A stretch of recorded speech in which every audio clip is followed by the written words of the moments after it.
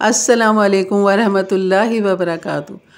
उम्मीद करती हूँ आप सब खैरियत से होंगे। अल्हम्दुलिल्लाह मैं भी ठीक हूँ। और यहाँ पे आज मैं आपको बनाना सिखाऊंगी बीफ यखनी पुलाव, हैदराबादी पुलाव। और मसाला मैंने आपको कल वीडियो उसकी अपलोड की थी, तो उसी मसाले से हमने यहाँ पर पुलाव बनाना है जो कि बहुत लजीज मज़े का बनता है। यकीन करें सारे पुलाव को ये पीछे छोड़ देगा।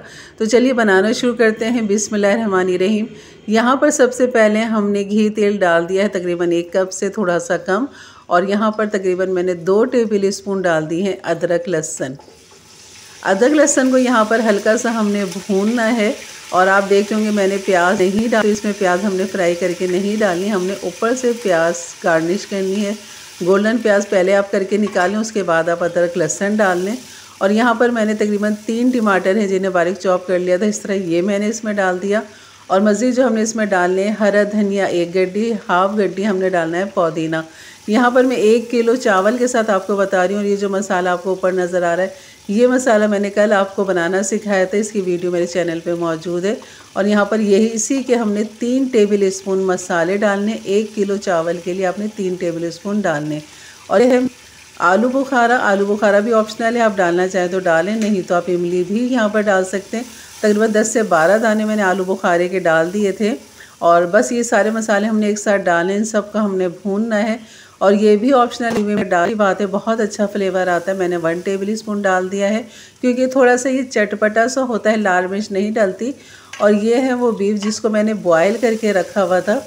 जैसे कि मैंने आपको बताया था कि आप सेहरी इफ्तारी के लिए बॉयल करके गोश्त को रखें ताकि झटपट आपके खाने पकें। तो यहाँ ये बीफ मैंने यहाँ पर डाल दिया। अगर आप कच्चा लें तो पहले आप गोश्त को अदरक लहसुन के साथ भून लें, उसके बाद ये सारे मसाले डालें और फिर पानी डाल के उसे गला लें। यहाँ पर गोश्त गला हुआ है तो यहाँ पर मैंने डाल दिया है तकरीबन नमक। और नमक डालने के बाद यहाँ पर ये हरी मिर्च जिसको मैंने पीस लिया था, तकरीबन 20 से 25 हरी मिर्चें होंगी। मोटी बड़ी वाली हरी मिर्चें, या आप छोटी हैं तो छोटी ले लें, अपनी मर्ज़ी के हिसाब से मिर्चें रखिएगा। और यहाँ पर मैंने हरी मिर्च का पेस्ट भी डाल दिया है।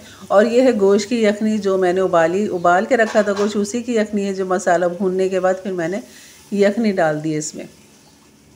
तो ये है इसके मज़ेदार से मसाले। और जब गोश्त गल जाए तब आपने इसकी भुनाई करके आप उसके अंदर चावल डाल दें। और मैं पानी डालूँगी जितने मैंने चावल हैं, यानी कि पानी में इसलिए आपको नहीं बताऊंगी क्योंकि चावल सबके अपने अलग अलग होते हैं, कोई कम पानी लेता है कोई ज़्यादा लेता है, आप उस हिसाब से यहाँ पर पानी डाल दें। और ये है मैंने सेला चावल है जिसको मैंने 3 घंटे से ज़्यादा भिगो के रखा हुआ था। और जैसे पानी के अंदर उबाल आया तो मैंने यहाँ पर डाल दिए थे चावल। और ये हमारी यकीन है कि ये पुलाव बनती है, सिर्फ इसमें जो टेस्ट है ना वो ज़्यादा जो आता है वो हरी मिर्च का आता है। तो हरी मिर्च का आपने थोड़ा सा चटकीला सा रखना है, नमक भी आपने चटकीला सा रखना है इसमें। और यहाँ मैंने ढक दिया था बस ताकि इसको दम पे लगा दूँ। ये दम पे लगा चुकी हूँ। यहाँ पर ऊपर मैंने जर्दे का रंग डाल दिया था, केवड़ा डाल के 2-3 कतरे केवड़ा डाल के जर्दे के रंग में उस पर से डाल के दम पे लगा दिया था। यकीनन वीडियो अच्छी लगी हो तो लाइक कर दीजिएगा, मेरे चैनल पे नए हैं तो ज़रूर सब्सक्राइब कर दें, बेल के बटन को क्लिक कर दें, ऑल के बटन को प्रेस कर दें ताकि इस तरह की नई रेसिपी आपको मिलती रहे।